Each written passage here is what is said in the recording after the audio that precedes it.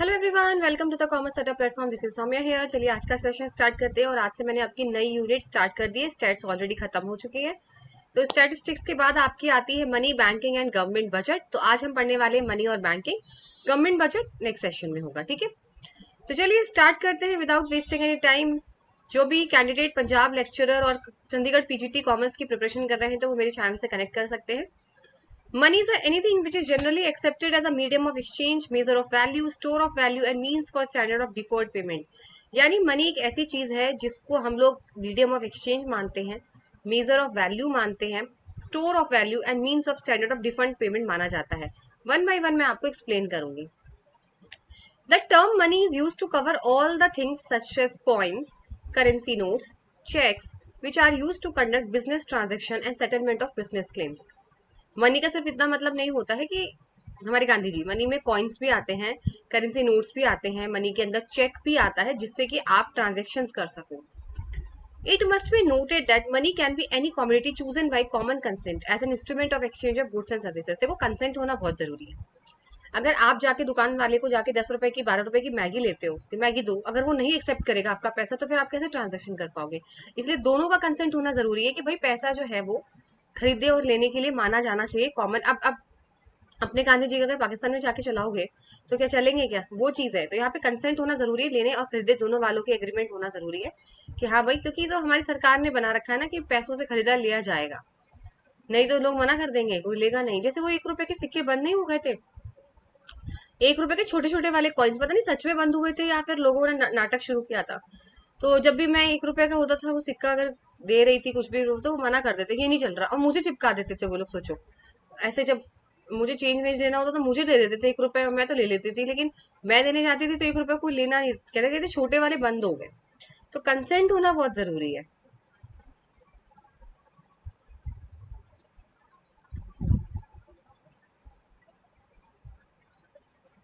चलिए नेक्स्ट आता है आपका इवैल्यूएशन ऑफ मनी, यानी मनी ने किस तरीके से डेवलप किया।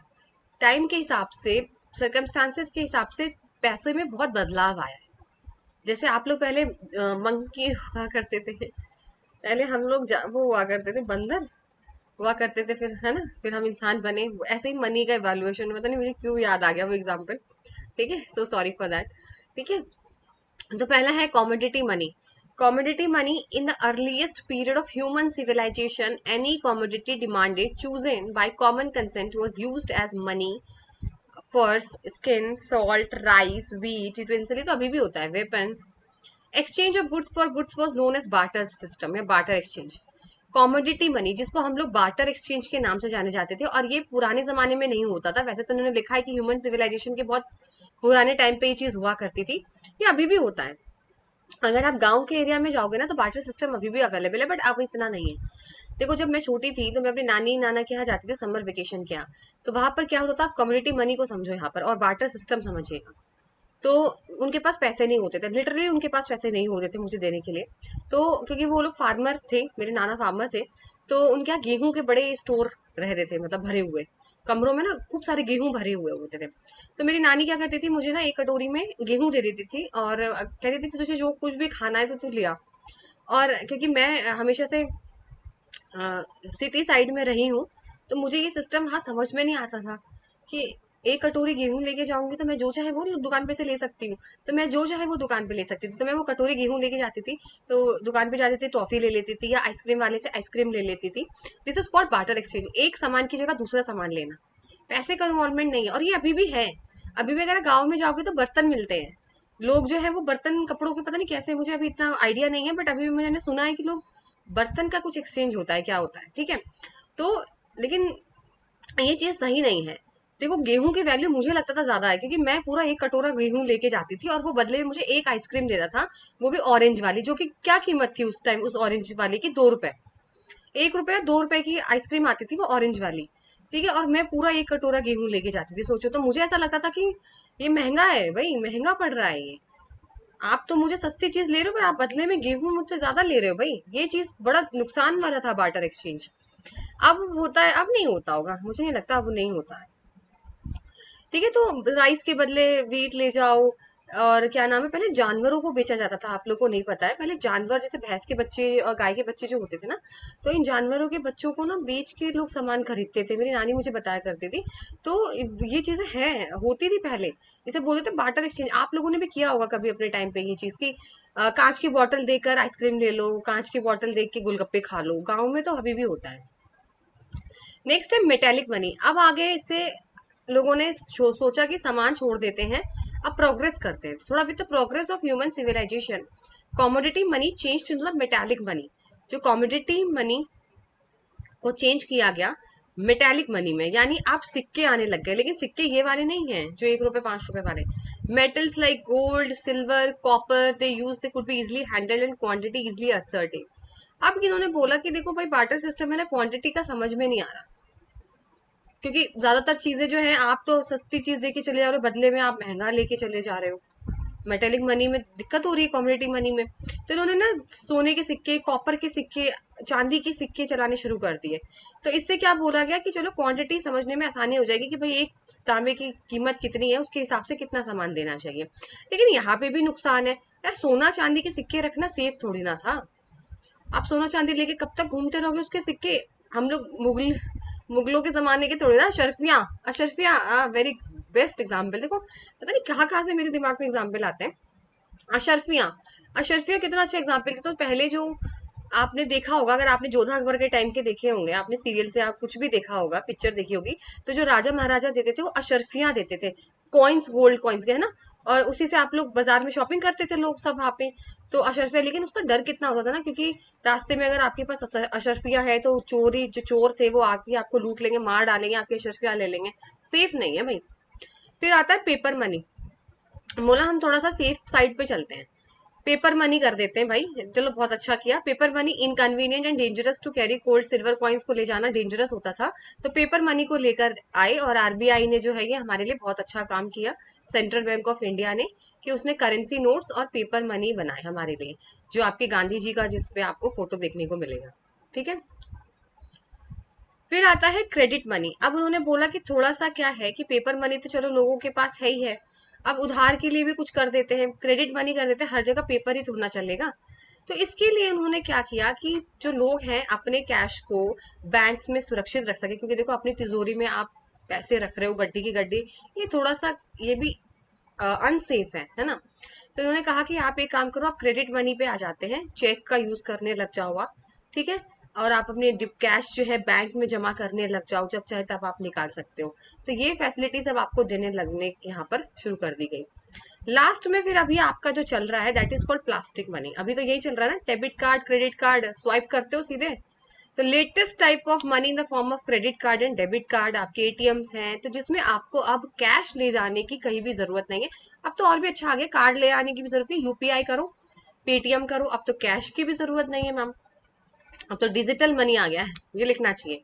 वैसे एग्जाम के पॉइंट ऑफ व्यू से तो प्लास्टिक मनी तक है, लेकिन मेरे अकॉर्डिंग डिजिटल मनी भी हो गया है अब तो, क्योंकि अब तो आपको ATM, debit card, credit card ले जाने की भी जरूरत नहीं होती। अब तो आप इजिली यूपीआई कर देते हो, पेटीएम कर देते हो, तो अब तो डिजिटल आ गया। तो ये आपका इवेल्युएशन, देखो कहाँ से शुरू हुआ पैसा बनते बनते और कहाँ तक आया, दैट इज कॉल्ड इवेल्युएशन।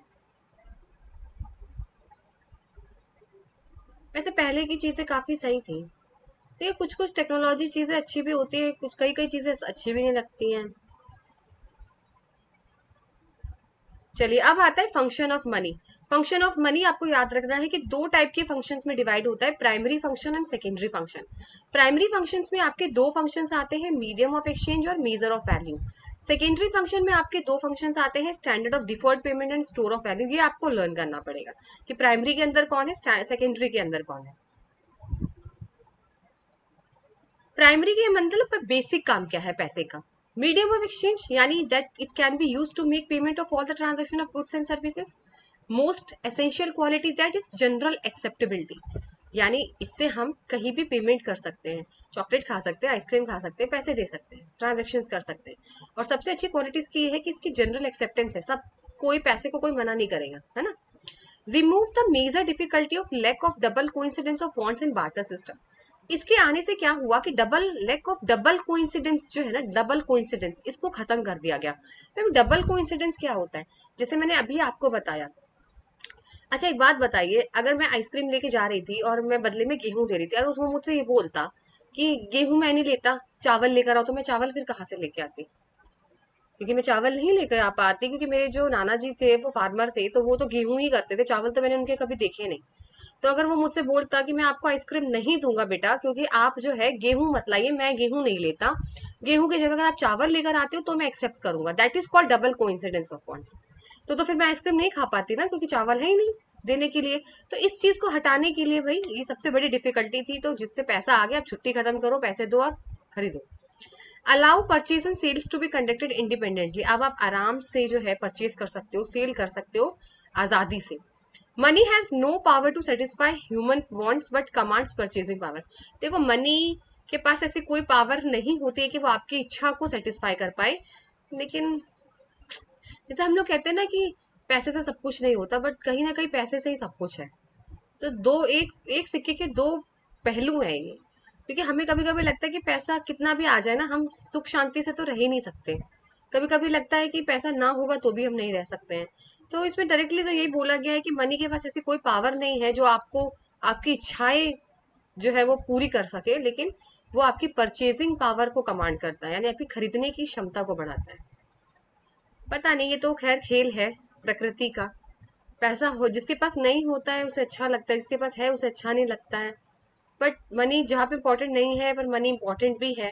तो ये तो खैर एक जाल बन चुका है जहां से निकलना इम्पॉसिबल है। फिर सेकंड है मेजर ऑफ वैल्यू, यानी unit of value. It works as an common denomination that is price which value of all the goods and services are expressed.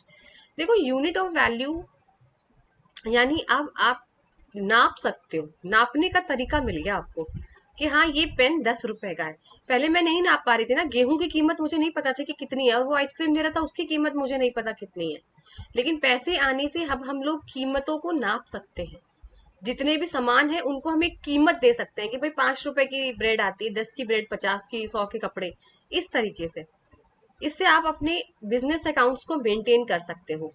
ठीक है, जैसे आपकी यूनिट ऑफ अकाउंट हमारे इंडिया में रुपए चलता है, रुपए के नाम से यूनिट दी गई है, इंग्लैंड वालों को पाउंड दिया है, अमेरिका वालों को डॉलर दिया है, जिसे आप मेजर कर सकते हो। देखो थोड़ा थोड़ा सा मैं आप लोगों को बीच बीच में हंसा देती हूँ ताकि आप लोग बोर ना हो, ठीक है, क्योंकि बोरिंग से अगर पढ़ाई करोगे तो कभी जिंदगी में समझ नहीं आएगा। थोड़ा सा एग्जाम्पल, इसीलिए मैं आप लोगों को एग्जाम्पल, मैं खुद भी इसी तरीके से पढ़ना पसंद करती हूँ। आप भी एग्जाम्पल से पढ़िए, मैं भी आपको एग्जाम्पल से पढ़ाऊंगी ना, तो आपको वही चीज याद आएगा। क्या पता आपको एग्जाम में मेरे नाना जी का एग्जाम्पल याद आ जाए। चलिए दूसरा है सेकेंडरी फंक्शन। सेकेंडरी फंक्शन में सबसे पहले स्टैंडर्ड ऑफ डिफर्ड पेमेंट, यानी act as a standard for deferred to be made in future. जो आप आज पैसा ना देकर आगे चल के भी आप पैसा दे सकते हो, आज का पैसा आप आगे दे सकते हो।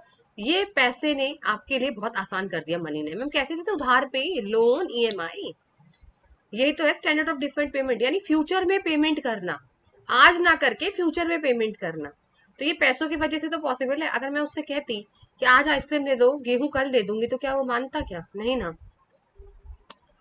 ठीक है, एनकरेज ट्रांजेक्शन, और इससे देखो ट्रांजेक्शन बहुत आसान होता है, क्योंकि इससे आप ना उधार पे चीजें ले सकते हो, उधार पे लोन मिल जाएगा, लोन वगैरह ले सकते हो, ईएमआई दे सकते हो, है ना। बोरोइंग लेंडिंग ऑपरेशन आपकी बहुत आसान हो जाती है इस चीज के लिए, क्योंकि आपको पता है फ्यूचर पेमेंट हो जाएगा।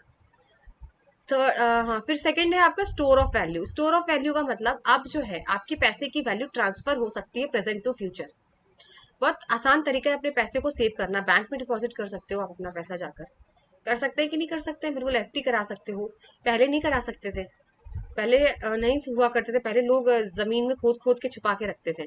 अब नहीं है ऐसा कुछ भी, अब आप अपना पैसा आराम से स्टोर कर सकते हो फ्यूचर यूज के लिए। अब आता है आपका money supply. Money supply refers to total volume of money held by a public at a particular point of a time in economy. Money supply आपको ये बोलता है कि हमारे पर्टिकुलर, एक पर्टिकुलर टाइम पे, अगर मैंने बोला 2026, मैंने बोला 2025, एक पर्टिकुलर टाइम पे अगर मैं देखूं कि हमारे पूरे इंडिया में पब्लिक के पास कितना पैसा है, that is called money supply. Total कितना पैसा हमारी पब्लिक के पास इस टाइम पर है इकोनॉमी में, that is called money supply. इसके अंदर money held by public only, यानी सिर्फ इंडिविजुअल हम लोग हैं और जो बिजनेस कंपनियां इनके पैसे जोड़ेंगे और किसी के नहीं जोड़ते।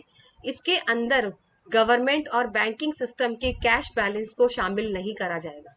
मैंने आपको बोला है total volume of money held by public. Public का मतलब एक तो आप और हम, और दूसरा बिजनेस फर्म्स, बस इनका पैसा देखना है कि इन लोगों के पास कितना पैसा है।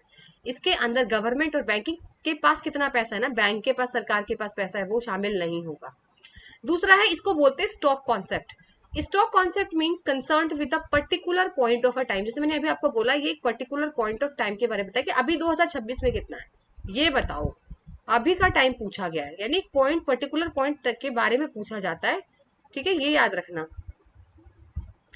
फिर आता है मेजर्स ऑफ मनी सप्लाई, जिसके अंदर since 1977 RBI evolve 4 alternative measures M1, M2, M3, M4। 4 यहाँ पर मेजर आते हैं मनी सप्लाई के अंदर, M1, M2, M3, M4। Most important topic of the day. M1 को बोला जाता है ट्रांजैक्शन मनी। क्या बोला जाता है? Transaction money. सबसे पहला बेसिक मेजर है और मोस्ट लिक्विडिटी है इसके अंदर। मोस्ट लिक्विडिटी का मतलब आप जब चाहे तब इस पैसे को खर्च कर सकते हैं। आप जब चाहे तब इस पैसे को खर्च कर सकते हैं। इसके अंदर आता है currency and coins with public. आपके पास, हमारे पास, बिजनेस के पास कितने सिक्के हैं और कितना करेंसी है वो, plus demand deposit of commercial bank. Commercial bank के पास आपने डीडी जमा कर रखा है वो, प्लस आरबीआई के साथ आपने जो पैसे जमा कर रखे हैं वो। आ गया समझ में M1 के अंदर क्या आता है? ये आपको याद करना पड़ेगा। देखिए, आपके पास कितना पैसा है, करेंसी कॉइन्स, साथ में डिमांड डिपॉजिट आपने बैंक में जमा कर रखा है, और आपने कुछ और भी डिपॉजिट कर रखे होंगे आरबीआई के पास, वो। ठीक है, अब डिमांड डिपॉजिट तो आप समझ जाना कि डिमांड डिपॉजिट जब चाहे तब निकाल सकते हैं, वो ये वाले डिपॉजिट होते हैं। अब 2 मिनट के लिए मैं ब्रेक ले लेती हूँ।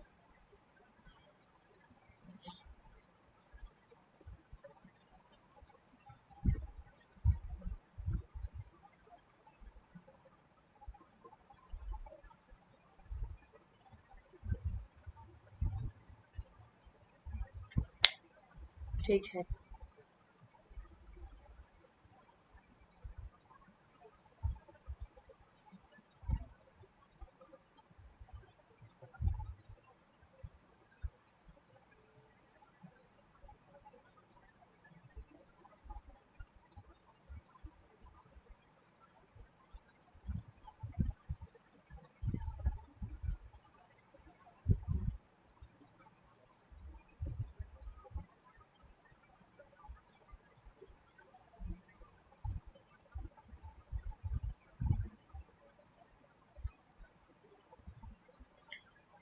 चलिए, कहाँ तक आ गए थे हम? M1 तक आ गए थे। उसके बाद आता है आपका currency coins and with public, जिसके अंदर आपके फिएट मनी भी हो सकता है, लीगल टेंडर मनी भी हो सकता है। थोड़ा सा बता देते हो, देखो फाइट या फिएट जो भी बोलते हैं इसको, फाइट मनी। इसके अंदर क्या होता है कि ये ऑर्डर ऑफ गवर्नमेंट होता है। अच्छा, एक बात बताइए, जो 10 रुपए का नोट होता है, क्या उस कागज की कोई वैल्यू है? नहीं मैम, कोई वैल्यू नहीं है उस कागज की। क्या वैल्यू होगी? लेकिन सरकार ने उसको 10 रुपए की वैल्यू दे रखी है, यानी गवर्नमेंट के ऑर्डर के हिसाब से वो पैसा है। उस कागज की वैल्यू 10 है, 500 रुपए। वैसे तो अगर 500 हटा दिया जाए तो वो एक चवन्नी का भी नहीं है। फिर है legal tender money. Legal tender money का मतलब सरकार की अनुमति है कि आप मना नहीं कर सकते। अगर मैं किसी को पैसे दूं और वो मना कर दे तो उस पर कार्रवाई हो जाएगी भाई, क्योंकि सरकार ने ऑर्डर दे रखा है उसको लीगली यूज करने का। जैसे अपने इंडिया में शायद, पता नहीं ये चीज सच है या नहीं है, कि आप 1,000 से ज्यादा कॉइन्स, 1,000 से ज्यादा सिक्के जबरदस्ती किसी को नहीं दे सकते। तो आपने सोचा कि कोई ड्रेस खरीदे 1,000 की, तो आपने 1,000 सिक्के दे दिए। 1,000 से ज्यादा सिक्के आप नहीं दे सकते। ठीक है, डिमांड डिपॉजिट, जैसे आप चेक इश्यू करते हो किसी भी टाइम पे आप निकाल सकते हो डिमांड डिपॉजिट, जब चाहे तब आप कहोगे आप, बैंक आपको दे देगी। अदर डिपॉजिट, जैसे आपने फॉरेन बैंक से, कोई फाइनेंशियल इंस्टीट्यूशन से, कोई IMF, वर्ल्ड बैंक, ठीक है, इन सब से अगर आपने कोई भी आपने डिपॉजिट कर रखा हो, परचेज सेल किया हो, वो आप आरबीआई के साथ डिपॉजिट करके इसके अंदर आता है।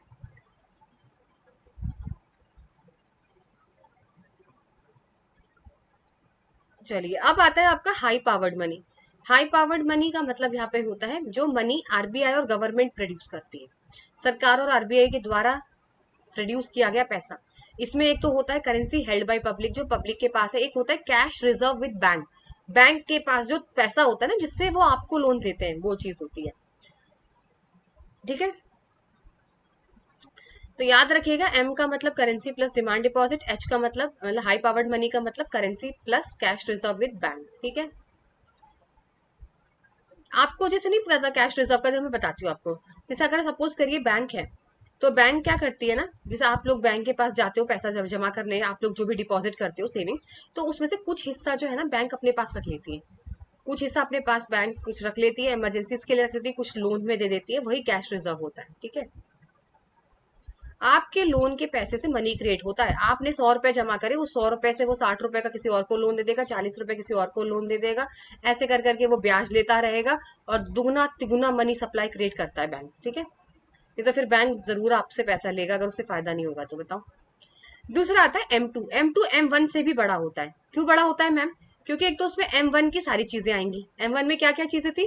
Currency held by public, demand deposit था, आरबीआई के साथ डिपॉजिट था, कमर्शियल बैंक के साथ डिपॉजिट था, वो सारी चीजें तो आएंगी आएंगी, प्लस जो आपने पोस्ट ऑफिस में किसी भी तरीके का बेटा डिपॉजिट करी हुई है, सेविंग करी हुई है, वो भी अब इसके अंदर इंक्लूड हो जाती है। ये आपको लर्न करने पड़ेंगे, क्वेश्चन यही से आते हैं। फिर M3 आता है। M3 और भी ज्यादा बड़ा हो जाता है, क्योंकि उसमें M1 तो आएगा ही आएगा, M1 वाली बातें तो आएंगी आएंगी, साथ में इसमें net time deposit with bank. Bank के साथ आपने जो फिक्स टाइम के लिए जो भी चीजें डिपॉजिट कर रखी होती है ना, एफडी वगैरह चीजें होती हैं, वो इसके अंदर यहाँ पर आती है। फिर आता है M4। M4 के अंदर आपका M3 आएगा। M4 के अंदर आपका M3 वाली चीज आएगी। M3 का मतलब ये पूरा आएगा, M1 plus net time deposit with bank, plus आपने जो पोस्ट ऑफिस सेविंग बैंक्स में जितनी भी आपकी टोटल डिपॉजिट है, क्योंकि देखो M2 में सिर्फ सेविंग डिपॉजिट की बात करी गई थी। कौन सी डिपॉजिट की बात करी गई थी? सिर्फ सेविंग की। लेकिन M4 में बोला है टोटल, कोई सी भी हो, सेविंग करेंट कोई सी भी हो, सारी पोस्ट ऑफिस। बस आपका नेशनल सेविंग सर्टिफिकेट नहीं आएगा, याद रखना, नेशनल सेविंग सर्टिफिकेट नहीं आएगा। ये आप लोगों को याद करना पड़ेगा, क्वेश्चन यही से डायरेक्ट आता है एग्जाम में, कि M1 के अंदर क्या आता है, M2 के अंदर क्या आता है, M3 के अंदर क्या आता है। तो यही था, M1 आपकी मोस्ट लिक्विडेट होती है, M4 सबसे लीस्ट कम होती है, क्योंकि आप जल्दी से एफडी तोड़वा नहीं सकते। M1 तो पैसा था खर्च कर दिया, लेकिन M2 M3 जैसे जैसे बढ़ता जाएगा ना, अब एक बात बताओ, डिमांड डिपॉजिट तो तुरंत निकाल लोगे, लेकिन जो फिक्स डिपॉजिट होती है वो 5 साल 10 साल के लिए होती है, वो निकाल लोगे तुरंत की तुरंत? नहीं निकाल सकते ना। तो वही चीज यहाँ पर भूली गई है।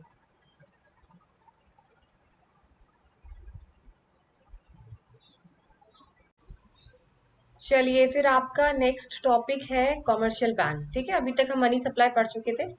A commercial bank is a financial institution which performs the function of accepting the deposit from the general public and giving loans for investment with the aim of earning profit. अगर मैं कमर्शियल बैंक की बात करूं, तो commercial bank एक financial institution है जो कि सिर्फ दो काम करता है। पहला, आपके डिपॉजिट एक्सेप्ट करता है, दूसरा लोन देने का काम करता है, और इनका मेन उद्देश्य होता है प्रॉफिट कमाना। In fact, commercial bank, as their name suggests, profit-seeking institution. That is, they do banking business to earn profit. देखो, जैसा कि इनका नाम ही यही है, ये जो है ना बैंकिंग बिजनेस इसीलिए करते हैं ताकि इनको प्रॉफिट कमाना, इन्हें दुनिया से लेना देना नहीं है, इन्हें सिर्फ प्रॉफिट कमाने से मतलब होता है। अब बात करते हैं function of commercial banks.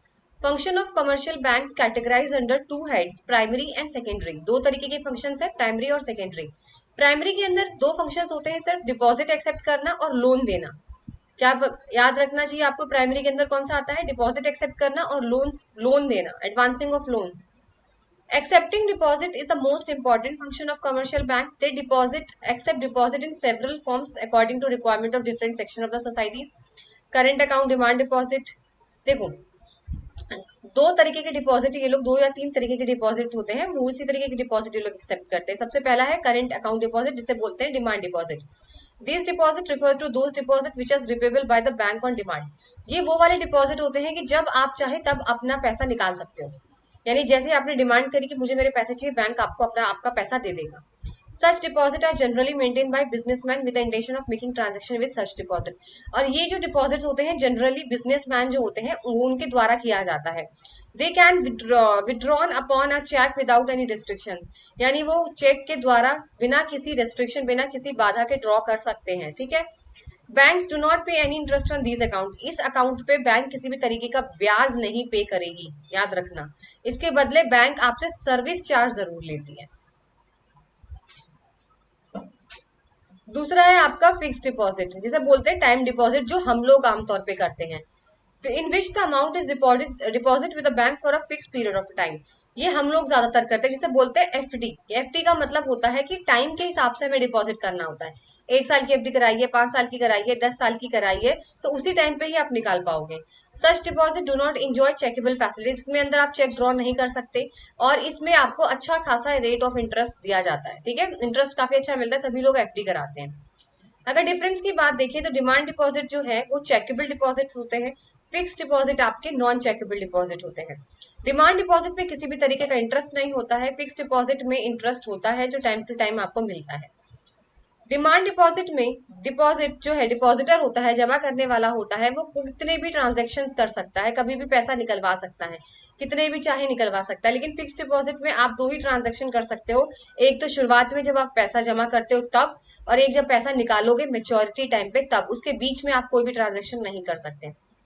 Third आता है सेविंग डिपॉजिट। सेविंग डिपॉजिट आपका कॉम्बिनेशन है दोनों का, करंट अकाउंट का भी और फिक्स अकाउंट का भी, दोनों के फीचर्स इसके अंदर आते हैं, जिसे बोलते हैं सेविंग डिपॉजिट।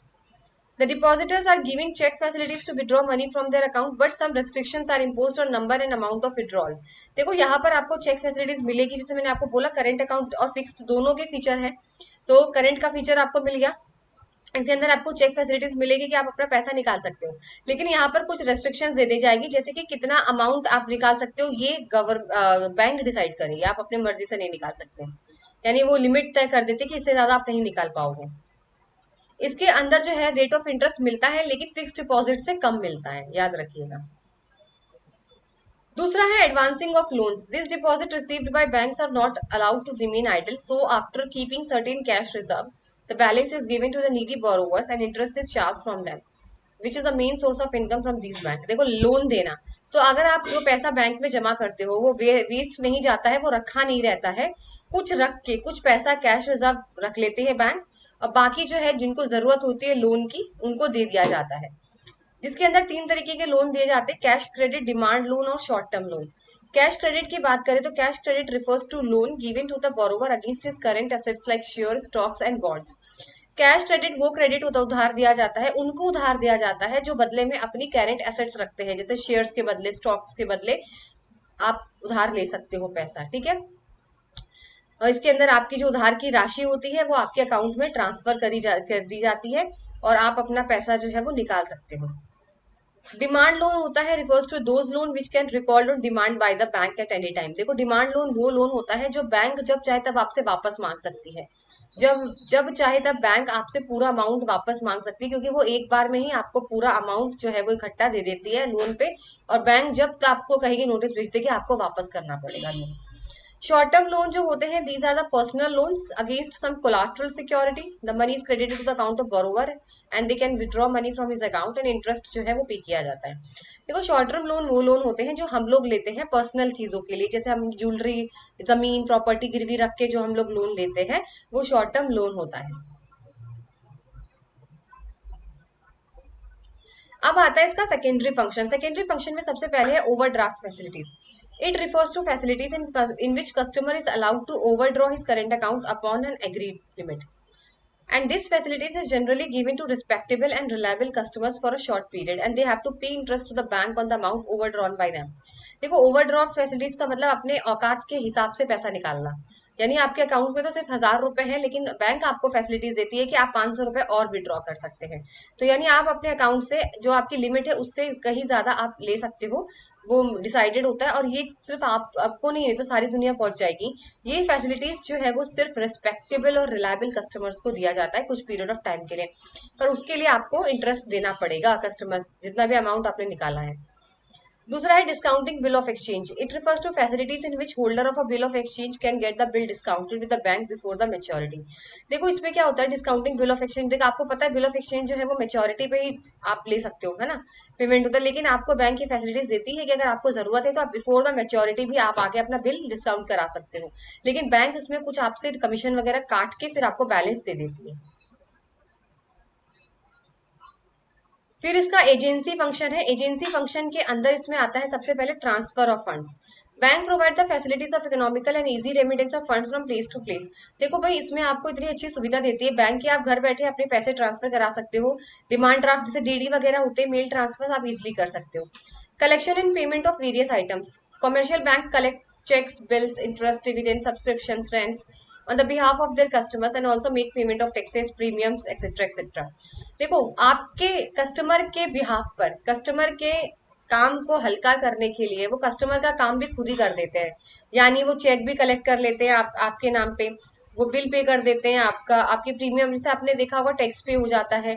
एलआईसी सबसे अच्छा एग्जांपल है। अच्छा, एलआईसी का जो प्रीमियम होता है, तो क्या आप खुद पे करने जाते हो? नहीं ना, बैंक आपकी तरफ से खुद ही आपके हर महीने काट देती है आपका प्रीमियम। आपके पास सिर्फ मैसेज आता है कि आपका जो है प्रीमियम इतना कटा है एलआईसी का, तो यानी आपके आधे काम तो वो ही कर देती है। फिर है purchase and sale of foreign exchange. Some commercial banks are authorised by central bank to deal in foreign exchange. They buy and sell foreign exchange on the behalf of their customer and help in promoting international trade. कुछ commercial bank जो है वो central bank की permission लेकर foreign exchange में भी deal करती है। यानी जो फॉरेन एक्सचेंज होता है, जो करेंसीज का लेना देना होता है, खरीदना या बेचना, वो भी आपके बिहाफ पर, कस्टमर के बिहाफ पे वो कर देती है। Purchase and sale of securities. Commercial bank buy and sell stocks and share of private companies as well as government securities on the behalf of the customer.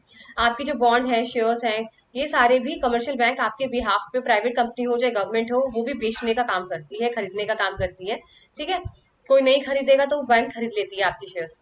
Income tax consulting, ये आपको advice भी करती है कि income tax किस तरीके से भरना है, रिटर्न किस तरीके से भरा जाएगा, आपको छूट कैसे मिल सकती है। Trustee and executor. Commercial bank preserves the will of their customer as trustee and execute them after their death as executors.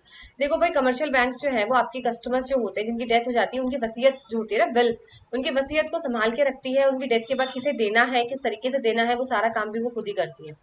Letter of preference. This give information about the economic position of their customer to trader and provide the similar information about the trader to their customers. ये आपका एक तरीके का बिचौलिया का काम करती है। यानी आपकी तारीफ करने के लिए वही कस्टमर्स के बारे में वो पूरी इन्फॉर्मेशन बताती है, हमारे कस्टमर की क्या पोजीशन है ट्रेडर्स को, और ट्रेडर्स का पोजीशन बताती है कस्टमर्स को, ताकि आपस में वो लोग अच्छी तरीके से ट्रेड कर सकें। फोर्थ फंक्शन है इसका general utility function. General utility function के अंदर आपको लॉकर फैसिलिटीज दी जाती है। कमर्शियल बैंक आपकी सेफ्टी के लिए लॉकर, जैसे आप ज्वेलरी आजकल अपने लॉकर्स में रखते हो, वो फैसिलिटीज आपको बैंक दे रही है। Traveller cheque. Commercial bank issues the traveller cheque to their customer to avoid the risk of taking cash during the journey. देखो, हर टाइम पे कैश ले जाना इज नॉट सेफ, तो क्या करती है कमर्शियल बैंक, आपको एक चेक बना के दे देती है, ट्रेवलर चेक जिसे बोलते हैं। तो आप उसको दिखा के आप कहीं से भी जो है वो आप पैसा, समझ लो पैसा ही है, एक तरीके का चेक का फॉर्म दे देती है, ताकि आपको जर्नी में कैश ले जाना ना पड़े। Letter of credit. They also issues letter of credit to the customer to certify their credit worthiness. देखो, ये आपके लिए क्रेडिट लेटर इश्यू भी कर देती है। सपोज करिए इंडिया है, इंडिया में अगर मैं बिजनेस करना चाहती हूँ चाइना से, तो चाइना वाले मुझे विश्वास नहीं कर रहे हैं कि अरे आप मुझे पैसा नहीं दोगे, पहले आप मुझे सामान दो तब मैं पैसा दूंगी। तो मैं बोलती हूँ नहीं नहीं नहीं, पहले आप पैसा दीजिए, नहीं मैं ऐसे नहीं दे सकती। तो मैं जाऊंगी बैंक के पास और एक लेटर ऑफ क्रेडिट बनाऊंगी, तो वो लेटर ऑफ क्रेडिट बना के देंगे, जिसमें लिखेंगे भाई ये XYZ सौम्या है, इनकी फाइनेंशियल पोजीशन बहुत अच्छी है, अगर कल को ये पे नहीं कर पाती है तो हम पे कर देंगे, ऐसा करके लेटर ऑफ क्रेडिट बैंक बना के देती है। ठीक है, फिर under writing securities. Commercial bank also undertake the task of underwriting securities. As public has full faith in the creditworthiness of bank, public do not hesitate in buying and selling securities undertaking bye the banks. देखो, underwriting securities जो आपके company की securities होती है, कई बार ऐसा होता है कि वो बेचने में तो ऑलरेडी आपकी बैंक हेल्प करेगी करेगी, लेकिन सपोज ऐसा होता है कभी बैंक ये बोलते हैं अगर पब्लिक आपकी नई सिक्योरिटीज खरीदेगी तो हम खरीद लेंगे, बेफिक्र रहिए। Collection of statistics. Banks collect and public statistics relating to trade, commerce and industries. देखो भाई, स्टैटिस्टिक्स तो रखता है, अपने पूरे कस्टमर का डेटा रखते हैं, कंपनीज का डेटा, ये लोग सब कुछ डेटा रखते हैं, ताकि टाइम टू टाइम कस्टमर्स को भी ये लोग एडवाइस कर सके, इनके पास सब कुछ मिलेगा। अब बात करते हैं इंपॉर्टेंस ऑफ कमर्शियल बैंक, या फंक्शंस कह सकते हैं। Accelerating the rate of capital formation. Commercial bank encourage the habit of thrift and mobilising the saving of people and the savings are allocated among the ultimate user of funds. यानी simple सी बात है कि आपका पैसा waste नहीं जाता है, आपके पैसे से मनी जनरेट होता है, सप्लाई मनी सप्लाई बढ़ती है। सेविंग्स के जो लोगों के सेविंग्स के पैसे होते हैं, उनसे इन्वेस्टमेंट का लोन देकर लोगों को इन्वेस्टमेंट कराया जाता है, तो यानी आपके फंड्स का अच्छी तरीके से प्रोडक्टिव इन्वेस्टमेंट किया जा रहा है। Provision of finance and credit. Commercial bank are very important source of finance and credit for trade and industries. आप उधार में, लोन में, पैसे की अगर आपको जरूरत है तो कमर्शियल बैंक आपके लिए हमेशा हाजिर रहने वाला है। यहाँ तक कि ये सिर्फ खाली इंडिया तक लिमिटेड नहीं है, ये फॉरेन ट्रेड में भी बहुत मदद करता है। Developing entrepreneurship. Bank promote entrepreneurship by underwriting the shares of new and existing companies and granting assistance in providing the new ventures of financial promotional activities. देखो भाई, जो ऐसी इंडस्ट्रीज होती हैं जो आगे चाहती हैं, डेवलप करना चाहती हैं, जिन्होंने नया बिजनेस खोला या जो डूब रही हैं, तो उनकी मदद के लिए ये हमेशा आपके लिए रेडी रहते हैं। फाइनेंशियल दिक्कत जहाँ पे भी आपको होती है तो उनको ये फाइनेंस करते हैं, उन इंडस्ट्रीज को जो लॉस कर रही हैं, या जो नए एंटरप्रेन्योर है उनके लिए भी, या जो लॉस मेकिंग है उनके लिए भी। Promoting balanced regional development. It provides credit facilities to rural people by opening branches in the backward areas. The fund collected in developed region may be channelized investment in the underdeveloped region of the country. देखो भाई, ये develop करना चाहते हैं, ये गांव के इलाकों में भी अपने ब्रांचेस जाकर खोलते हैं ताकि वहां के लोगों को भी लोन मिल सके, ये नहीं सिर्फ शहर शहर वालों को लोन मिल सके। Help to consumers. Commercial bank also advance credit for purchase of durable consumer items like vehicles, TV, refrigerators. देखो भाई, आपको अपने घर की कोई भी चीज खरीदनी है तो आपको डेफिनेटली ये लोग लोन देंगे कि आप घर की कोई भी कंज्यूमर वाली आइटम्स है वो आप खरीद सको। अब इसका स्ट्रक्चर दिया हुआ है कमर्शियल बैंक का, एक है शेड्यूल, एक नॉन शेड्यूल। शेड्यूल के अंदर प्राइवेट सेक्टर, पब्लिक सेक्टर और आपके फॉरेन सेक्टर बैंक्स आती हैं, ठीक है।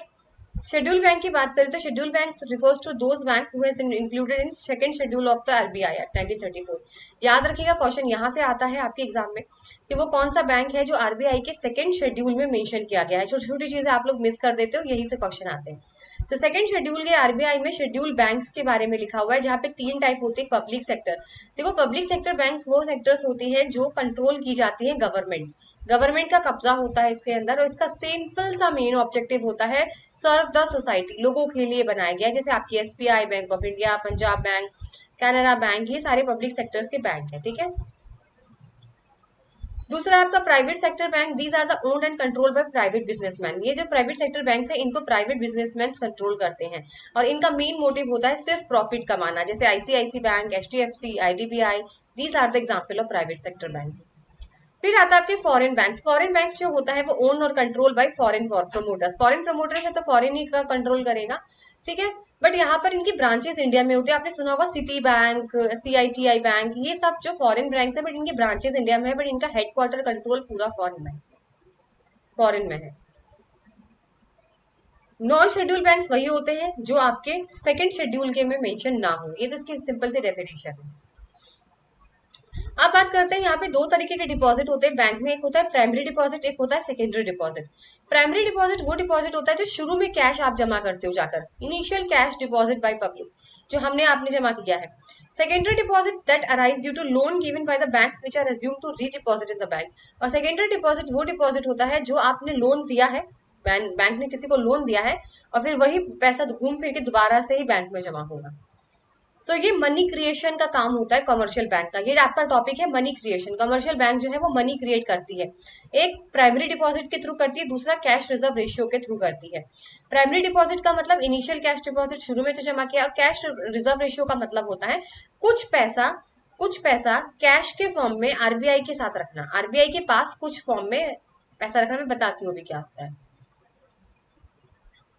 अगर मैंने आपसे बोला कि बैंक के पास 100 रुपए हैं, पूरे बैंक के पास 100 रुपए हैं, 100 में से 4 रुपए उसको रखने हैं आरबीआई के पास, और 96 रुपीज उसको लोन में देने हैं, तो जो 4 रुपए उसने बचाए हुए हैं दैट इज सीआरआर। चलिए, ब्रॉडली क्या करता है, बैंक जो है वो पब्लिक से पैसा लेता है, कुछ फ्रैक्शन, कुछ हिस्सा कैश रिजर्व करके रखता है, और बाकी वो लोन में दे देता है, ठीक है। तो ये प्रोसेस होता है लेंडिंग मनी, और इसी के थ्रू जो है वो बैंक क्या करता है, क्रेडिट क्रिएट करता है थ्रू सेकेंडरी डिपॉजिट, और डबल ट्रिपल मतलब बढ़ाता ही जाएगा। जितना आपने 100 रुपए जमा करे थे वो 4000 तक पहुंचा देता है वो। ये एक ऐसा प्रोसेस है जहां पे आपके पैसे मल्टीप्लाई होते हैं, आपके डिपॉजिट्स हर टाइम सेवरल टाइम मल्टीपल होते हैं। आप देखो यहाँ पे एग्जाम्पल, अगर आप एग्जाम्पल देख रहे हो, एक पर्सन है उसने 100 रुपए जमा करे थे, इनिशियल प्राइमरी डिपॉजिट से बोलते हैं। 1000 रुपए जमा किए थे, 1000 में से कैश रिजर्व उसने रख लिए 20% मतलब 200 रुपए रख लिए, 800 रुपए उसने क्या कर दिए, लोन में दे दिए, क्रेडिट क्रिएट कर दिया। अब दूसरा पर्सन आया, दूसरा पर्सन ने 800 रुपए जमा किए, तो 800 का 20% बैंक ने अपने पास रख लिया, 160 और 640 उसने फिर से लोन दे दिया। फिर पर्सन सी आया, उसको 640 उसने जमा किए, 128 20% उसका कैश रिजर्व रख लिया बैंक ने, और 512 उसने बाहर दे दिया। ऐसे करते करते आपने देखो 1000 रुपए शुरू हुए थे, और क्रेडिट क्रिएशन कितना हुआ लास्ट में 4000, टोटल आप देख रहे हो 4000। तो यही चीज यहाँ पे दिखाई गई है कि मल्टीप्लाई होता है, मनी मल्टीप्लायर जिसे बोलते हैं। It means the multiply which the total deposit increases due to initial deposit. एक छोटा सा डिपॉजिट करने से कितना मल्टीप्लाई डिवाइड होता है, मतलब कितना गुणे में आपका जो पैसा है वो मल्टीप्लाई होता है। याद रखिएगा मनी मल्टीप्लाई का कैश रिजर्व रेशियो के साथ इनवर्स रिलेशनशिप होता है, यानी एक बढ़ेगा तो एक कम होगा, एक बढ़ेगा तो एक कम होगा, याद रखना। अगर आपका सीआरआर कम है, यानी आप कैश कम रख रहे हो तो मतलब आप ज्यादा पैसा बाहर दे रहे हो, तो ज्यादा पैसा बाहर दे रहे हो तो मल्टीप्लायर कितना होगा बेटा, क्रेडिट क्रिएशन ज्यादा होगा। लेकिन आप ज्यादा अपने पास ही बैंक छुपा के रख रही है, लोन कम दे रही है, तो बेटा पैसा मार्केट में कम घूमेगा तो वो मल्टीप्लाई नहीं हो पाएगा, तो क्रेडिट क्रिएशन कम रहता है। तो याद रखिएगा जितना ज्यादा कैश रिजर्व रेशियो रहेगा क्रेडिट क्रिएशन उतना कम रहता है, और जितना कम कैश रिजर्व रेशियो रखोगे भाई अपने पास, जितना कम पैसा रखेंगे उतना ज्यादा आप दूसरों को उधार दे सकते हो, हायर द क्रेडिट क्रिएशन। अब बात करते हैं सेंट्रल बैंक की। Central bank is the controller of banking system in economy. हमारे सबसे बड़े जो अगर अथॉरिटी की बात करें तो सेंट्रल बैंक है। It has a monopoly right of issuing currency in the economy. इसी के पास इकलौता अधिकार है जो करेंसी इशू करता है। It is a bank for government which also control and manage forex reserve of the country. ये एक तरीके का गवर्नमेंट का बैंक है, सरकार का एक बैंक है ये, जो कि फॉरेन एक्सचेंज रिजर्व को भी कंट्रोल करके रखता है, और इसको हम बोलते हैं आरबीआई। ठीक है, इंडिया के है ना, इंडिया के सेंट्रल बैंक को बोलते हैं आरबीआई। इसके फंक्शन की बात करते हैं तो सबसे पहले इसका फंक्शन है इश्यू ऑफ करेंसी नोट्स। मैंने आपको बोला कि ये करेंसी नोट इश्यू करता है, वन बाय वन हम बताते हैं। फिर बैंकर्स टू गवर्नमेंट है, बैंकर्स टू बैंक है, custodian of foreign exchange reserve है, लेंडर ऑफ लास्ट रिजर्व है, क्रेडिट कंट्रोल है। देखो issue of currency, RBI which is our central bank has a monopoly of currency not issue except 1 rupee note. देखो RBI जो है वो सारे पैसे तो करेंसी जितनी भी है इश्यू करता है, बस 1 रुपए का नोट नहीं करता और ना सिक्के करता है। तो वो कौन करता है मैम, 1 रुपए का नोट और सिक्का जो है वो फाइनेंस मिनिस्ट्री ऑफ गवर्नमेंट करती है। ठीक है, दूसरा है bankers to government. The central bank is also functioning as a banker agent and adviser to the government in financial matter. जैसे हमारा बैंक कौन सा है, आरबीआई, सॉरी एसबीआई और आपके बैंक ऑफ बड़ौदा। लेकिन सरकार का बैंक कौन होता है, सरकार का बैंक सेंट्रल बैंक होता है, क्योंकि यही सरकार को, सरकार का बैंक भी है, सरकार का एजेंट भी है, सरकार को एडवाइस काम का काम भी करना इसी का ही काम है। Bankers bank, the central bank function as a banker bank, बैंकों का बैंक, कहते हैं ना राजाओं का राजा। It is called so because it perform the function of controlling the commercial bank and giving assistance to them. क्योंकि ये जितने भी बैंक है सबका कंट्रोल जो है वो बैंक आपके सेंट्रल बैंक के हाथ में है, तो वो एडवाइस भी करता है, कंट्रोल भी करता है, सब कुछ यही करता है। कस्टोडियन ऑफ कैश रिजर्व, यानी ये आपके जितने भी फॉरेन एक्सचेंज रिजर्व होते हैं, जितने भी डॉलर आपकी कंट्री में आए हुए हैं, जितने भी चाइना की करेंसी येन ये सब आया हुआ है, गोल्ड कितना है, सबका हिसाब किताब सेंट्रल बैंक के पास है। Lender of the last resort, कहते हैं ना अगर आपकी जिंदगी में भी कोई है lender of the last resort, यानी अगर आपको सिचुएशन ऐसी पड़ती है, आप मुसीबत में आते हो, तो आपको लगता है कि यही है जो संभाल सकता है। सब किसी न किसी की लाइफ में तो होगा ही lender of the last resort. तो जितने भी कमर्शियल बैंक है उनके जो लेंडर ऑफ लास्ट रिजॉर्ट है वो सेंट्रल बैंक ही है। यानी अगर उनको कहीं से भी मदद नहीं मिली, उनको कहीं से भी मदद नहीं मिली तो सेंट्रल बैंक से जरूर मिलेगी। समझे आप, जैसे आप लोग कभी फंस जाते तो आपको लगता है कि अगर कहीं से अगर हेल्प नहीं मिली तो यहाँ से तो जरूर मिलेगी, यहाँ से खाली हाथ नहीं जाएंगे। अब देखो मॉनेटरी पॉलिसी, मॉनेटरी पॉलिसी भी है जो हमारी आरबीआई के द्वारा ही करी जाती है, क्रिएट की जाती है, ताकि ये महंगाई को कंट्रोल करने के लिए पॉलिसीज को अच्छी तरीके से, रेपो रेट कब बढ़ाना है कब नहीं बढ़ाना है, इसीलिए ये क्रेडिट को कंट्रोल करने की पॉलिसीज बनाई गई है यहाँ पे। ठीक है, महंगाई मैंने बोल दिया, सॉरी, क्रेडिट कंट्रोल। इसके अंदर क्वांटिटेटिव मेथड आता है और इसके अंदर क्वालिटेटिव मेथड आता है। ठीक है, क्वांटिटेटिव मेथड्स आपको याद रखने हैं। इसके अंदर bank rate, repo rate, reverse repo rate, cash reserve ratio, statutory liquidity ratio, open market operation, one by one पढ़ लेते हैं। देखो बैंक रेट वो रेट होता है जिस रेट पर सेंट्रल बैंक लोन देती है कमर्शियल बैंक को, और इसमें किसी भी तरीके का कुछ भी गिरवी नहीं रखना है वो बैंक को। भाई छोटी वाली बैंक जो है, छोटी वाली बैंक जो है कमर्शियल बैंक है, वो जब सेंट्रल वाली बैंक से लोन लेती है और लोन लेने के बदले जब जितने परसेंटेज पे वो ब्याज देती है और बदले में कुछ रखती नहीं है, याद रखना कुछ गिरवी नहीं रखना है, गिरवी नहीं रखना है कुछ भी, तो वो उस रेट को बैंक रेट बोलते हैं, और ये लंबे टाइम के लिए लिया गया लोन होता है बैंक रेट। समझ में आ गया। अभी वही मैं बात करूं रेपो रेट की, तो रेपो रेट में भी वही रेट होता है जिस रेट पर कम आपकी बड़ी बैंक सेंट्रल बैंक छोटी बैंक को लोन देती है, जिस रेट पर ये छोटे टाइम के लिए देती है, शॉर्ट रन के लिए देती है, साथ ही कुछ गिरवी भी रखवाती है कमर्शियल बैंक से, कुछ सिक्योरिटीज वगैरह कुछ रख दो। ठीक है, अब समझ में आ जाएगा। फिर आता है आपका cash reserve ratio. Cash reserve ratio means compulsory percentage of net demand and time liabilities the commercial bank must maintain as liquid cash balance with the central bank. अभी मैंने आपको बताया था कैश रिजर्व रेशियो वो ratio होता है जिसमें से थोड़ा सा परसेंटेज आपको कमर्शियल बैंक को कैश के फॉर्म में रखना है, नगद के फॉर्म में रखना है। किसके पास रखना है मैम? सेंट्रल बैंक आरबीआई के पास रखना पड़ेगा। That is called cash reserve ratio. वही स्टैट्यूटरी लिक्विड रेशियो होता है, वो रेशियो होता है जहां पर बैंक जो है जो कुछ परसेंटेज अपने पास रखती है, लेकिन वो अपने पास रखेगी, आरबीआई के पास नहीं रखती, एसएलआर के अंदर। और वो रखती है गोल्ड के फॉर्म में भी रख सकती है, सिक्योरिटीज के फॉर्म में भी रख सकती है, कैश के फॉर्म में भी रख सकती है, और अपने पास रखेगी वो बैंक। लेकिन सीआरआर में अपने पास नहीं रखती, और किस फॉर्म में रखती है? सिर्फ कैश के फॉर्म में रखती है। और एसएलआर में अपने पास रखती है, कैश का भी चलेगा, सिक्योरिटीज भी चलेगी, गोल्ड भी चलेगा। फिर आता है open market operation. Open market operation का मतलब होता है purchase and sale of government securities, यानी गवर्नमेंट सिक्योरिटीज को खरीदा या बेचा जाता है। और कौन खरीदता है?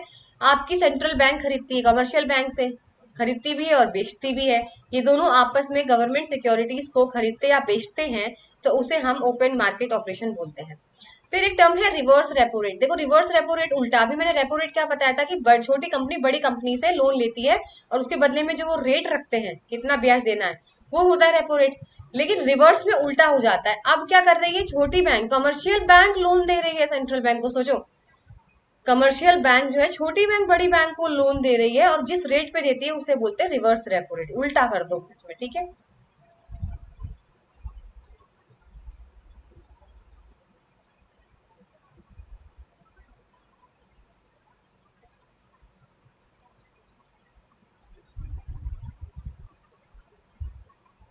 नेक्स्ट है क्वालिटेटिव मेथड। क्वालिटेटिव मेथड के अंदर आपका मार्जिन रिक्वायरमेंट आता है। मार्जिन रिक्वायरमेंट का मतलब ये होता है कि गवर्नमेंट क्या करती है, सॉरी बैंक क्या करती है, कमर्शियल बैंक, अगर मैं किसी से लोन लेने गई तो अगर मान लीजिए मैंने 10 लाख की कोई चीज गिरवी रखी, अपनी प्रॉपर्टी अपनी जमीन कुछ रखी 10 लाख की, तो उन्होंने वो मुझे पूरा 10 लाख का लोन नहीं देते हैं। यानी आपकी जो गिरवी की जो कीमत है उससे कम में आपको लोन दिया जाता है, और जो बीच का गैप होता है वो मार्जिन होता है, वो अपने पास बैंक रखती है। अब मैंने 10 लाख का ज्वेलरी रखा था, पर उन्होंने सिर्फ मुझे 8 लाख ही दिए लोन के, और जो वो 2 लाख है वो उन्होंने मार्जिन रिक्वायरमेंट के तौर पे रख ली कि कल को कुछ चीज ऐसी इमरजेंसी हो जाती है, कोई रिस्क हो जाता है, मैं पे ना कर पाऊं, या कुछ सोने के भाव कम हो जाते हैं, तो बैंक को लॉस ना हो, इसलिए वो 2%, वो 2 लाख अपने पास रखते हैं। फिर आता है मोरल सुवेशन। मोरल सुवेशन के अंदर जो है वो सेंट्रल बैंक थोड़ा सा प्यार से समझाती है कमर्शियल बैंक्स को कि देखिए आपको कहाँ कहाँ पे आपको अपनी मॉनेटरी पॉलिसी का रूल्स फॉलो करनी है, किसको आपको लोन देना है, बड़े प्यार से एडवाइस करती है। फिर आता है क्रेडिट राशनिंग। क्रेडिट राशनिंग में कोटा फिक्स कर दिया जाता है। सेंट्रल बैंक बोलती है कमर्शियल बैंक से कि देखो भाई इससे ज्यादा आप इसको लोन नहीं दोगे, एग्रीकल्चर में 10% लोन दोगे, यानी सेट कर देती किसको कितना कितना लोन देना है। फिर है डायरेक्ट एक्शन। डायरेक्ट एक्शन में अगर कमर्शियल बैंक ने नहीं मानी आरबीआई की बात तो फिर पेनल्टी लगेगी। लास्ट है आपका consumer credit regulation. Consumer credit regulation के अंदर, इसके अंदर भी आपकी कमर्शियल बैंक आप लोगों को लोन प्रोवाइड करती है, ताकि उसमें ये तय करती है, इसको एडवाइस करती है सेंट्रल बैंक, इसको ये बताती है कि भाई कितना डाउन पेमेंट लेना चाहिए। आप लोग ईएमआई पे चीजें खरीदते हो ना, तो कैसे तय की जाती है कि कितना इस पे ब्याज लगेगा, कितना डाउन पेमेंट किया जाएगा, ये सारी चीजें तय की जाती हैं इसके अंदर। ये क्विक यहाँ पे है, थोड़ा सा देख लेते हैं। क्रेडिट कंट्रोल, क्वांटिटेटिव और क्वालिटेटिव की डिफरेंस है। देखो क्वांटिटेटिव जो होता है वो जनरल क्रेडिट कंट्रोल है, क्वालिटेटिव सेलेक्टिव है, इसमें हम सेलेक्ट करते हैं चीजों को। It regulate aggregate volume and monetary expansion, it directional allocation and purpose of credit. ये पूरा मॉनिटरी एक्सपेंशन देखता है, लेकिन क्वालिटेटिव सिर्फ इतना देखता है किसको कितना एलोकेट करना है, कितना किसको किसका लोन देना है। क्वांटिटेटिव मेथड का पूरी इकोनॉमी को कवरेज करता है, लेकिन क्वालिटेटिव सिर्फ कुछ इंडस्ट्रीज को, कुछ जैसे एग्रीकल्चर हो गए, कुछ कोऑपरेटिव सोसाइटीज, ऐसे लोगों को। क्वांटिटेटिव के अंदर bank rate, repo rate, open markets operation, CRR, SLR आता है। क्वालिटेटिव के अंदर moral suasion, credit rationing, margin requirement आती है। क्वालिटेटिव मेथड में डायरेक्टली जो है वो आपके इंटरेस्ट लेवल पे, बैंक रिजर्व पे इम्पैक्ट पड़ता है, लेकिन क्वालिटेटिव जो होती है वो सिर्फ कंट्रोल करती है, क्रेडिट लेना देना कितना देना है उसको ही कंट्रोल करती है, वही प्रायोरिटी ज्यादा है उनके लिए। प्रायोरिटी सेक्टर को एनकरेज करती है कि भाई हमें एग्रीकल्चर को ज्यादा देना है तो हम उन्हीं को देंगे, ठीक है। तो चलिए ये आज आपका पूरा टॉपिक खत्म हो चुका है। नेक्स्ट हम लोग पूरा एक ही सेशन में मैं कंप्लीट करा दूंगी आपका डिजिटल पेमेंट, करेंसी और गवर्नमेंट बजट, पूरा आपका एक सेशन में कंप्लीट हो जाएगा नेक्स्ट सेशन में। फिर हम नेक्स्ट यूनिट पे बढ़ेंगे। चलिए, अगर वाकई सेशन अच्छा लगे तो कमेंट सेक्शन में जरूर बताइएगा। Till then goodbye, take care.